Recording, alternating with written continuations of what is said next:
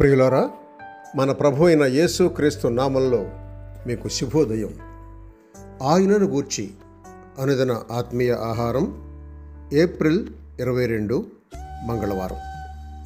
నేటి మన ధ్యాన లేఖనం హెబ్రీయులకు రాసిన పత్రిక 4వ అధ్యాయం 14వ వచనం. ఆకాశ మండలము గుండా వెళ్ళిన దేవుని కుమారుడైన యేసు అను గొప్ప ప్రధాన యాజకుడు మనకున్నాడు కనుక మనం ఒప్పుకునే దానిని గట్టిగా చేపట్టుతాము. వ్యాఖ్యానాంశం యాజకుడుగా క్రీస్తు. వ్యాఖ్యానాంశం యాజకుడుగా క్రీస్తు. హెబ్రీయులకు రాసిన ఈ పత్రికలో అధిక భాగం ఉన్న ఈ అంశం యాజకుడుగా క్రీస్తు అనేది 5వ అధ్యాయం నుండి 10వ అధ్యాయం వరకు ఉన్నది. అసలు యాజకుడు అంటే ఏమిటి? ప్రజల కోసం దైవ సన్నిధిలో నిలబడేవాడు యాజకుడు.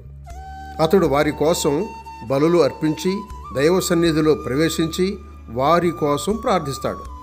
పాత నిబంధన గ్రంథంలోని యాజకుల కంటే క్రీస్తు అధికుడు అని ఈ భాగంలో హెబ్రీ పత్రిక చెబుతా ఉంది. పాత నిబంధన కాలంలో వారి పని కేవలం ఛాయయే గాని యాజకునిగా ఈయన కార్యం వాస్తవమైంది. హెబ్రీ పత్రిక ఈ అంశాన్ని మనకు పరిచయం చేస్తూ ఉంది. ఒక యాజకుని పని ఏమిటో 5వ అధ్యాయం మొదటి 3 వచనాల్లో వర్ణించడం జరిగింది.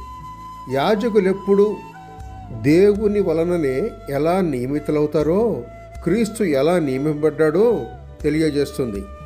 4 నుంచి 6 వచనాలు చూడండి. ఆయన తన శ్రమల వల్ల విధేయత నేర్చుకున్నాడు, లేక విధేయత కలిగి ఉన్నాడు. అందువల్ల యాజకుని వలె పరిపూర్ణుడయ్యాడు. 7 నుండి 10 వచనాలు.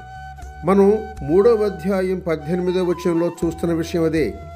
ఆయనే ఇటువంటి అనుభవాలు పొందాడు కనుక మన శోధనలు చూసి జాలిపడి సహాయం చేయగల సమర్థుడుగా ఉన్నాడు. కీర్తనల గ్రంథం 110 కీర్తన 4వ వచనంలో గల మెల్కీసెదకు సంగతి ఈ పత్రిక 5, 6, 7 అధ్యాయాల్లో 8 సార్లు ప్రస్తావించడం జరిగింది. మెల్కీసెదకు విషయం ఈ లేఖ చదువుతున్న వారికి అర్థం కాదని 5వ అధ్యాయం 14, 12, 13, 14 వచనంలో ఉన్నట్టుగా వారు ఇంకా క్రీస్తు విషయంలో ఎదిగిన వాళ్ళ వలె కాక పసిపిల్లల వలె ఉన్నారు.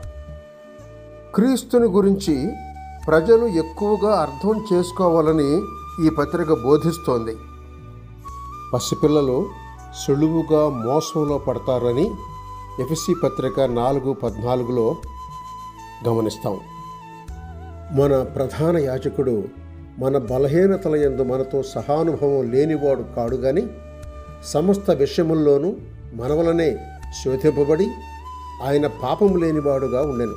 కనుక మనము కనికరింపబడి సమయోచితమైన సహాయము కొరకు కృప పొందినట్లు ధైర్యంతో కృపాసనమునొద్దకు చేరుదము. హెబ్రీ 4వ అధ్యాయం 15, 16 వచనాలు. శుభములతో వందనాలు.